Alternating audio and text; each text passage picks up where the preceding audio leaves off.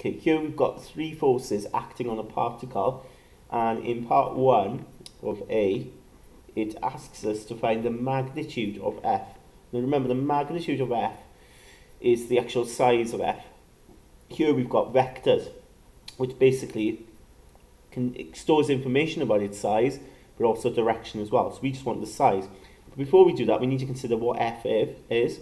And it says, doesn't it, that F is the resultant of these three forces. So basically, it's the overall effect of these three forces on a body, okay, on this particle. So we need to add them, okay, that's how we get the resultant force, adding them. So if I add them, well, 25I, okay, minus 7I is 18I, plus 15I is 33I, okay. And then we've got the j's. 12j plus 5j is 17j, minus 28j is minus 11j. Okay. So to get the magnitude then, what we need to do is,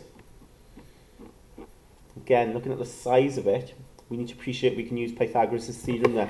Don't understand why. Think about what I and j represents again. Remember, I just represents a unit vector along the x-axis. So effectively, you go 33 across. That's what that's saying. J represents a unit vector along the y-axis. If it's minus, you're going down, aren't you? So you're going along the y-axis, but you're going down, in this case 11. So to get the actual size, in other words, where does this force lead you to? We can use Pythagoras, can't we? So we'll square both sides. Okay. And notice, when you square both sides then, I'm not even putting the i's and j's in. Okay.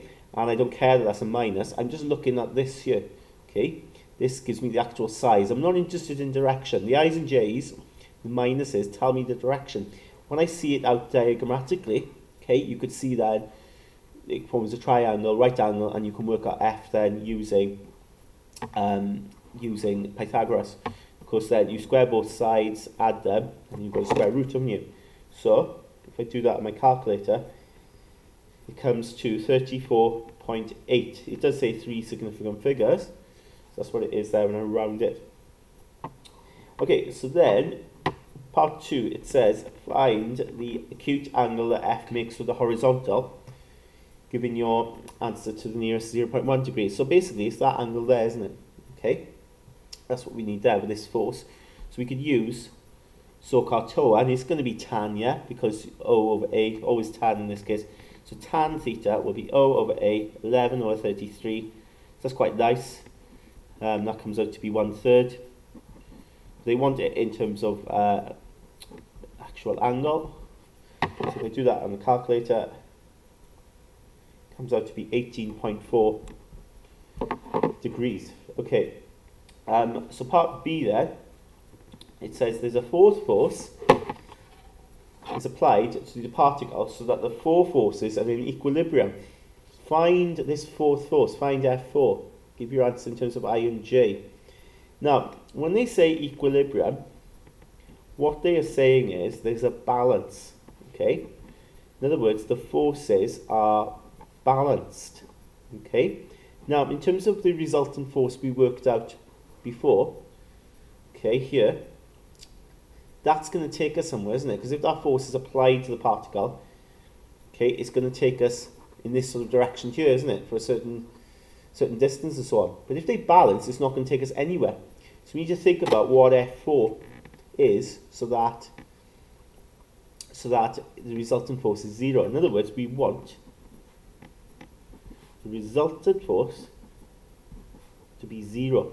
That's what it means by being in equilibrium, by being balanced. So let's think about what the resultant force is. Well, we've got the three forces so far combined. So we had that there. A fourth force then is then added. And we want this to equal 0. So to work out what that fourth force is then, quite simply, you take all that rubbish over to the side. So it becomes minus 33I plus 11J. In other words, essentially you're doing the opposite of this, aren't you? To sort of counterbalance, okay? Opposite of that, so that the net effect means that there's no movement, okay? The force doesn't result in anything different.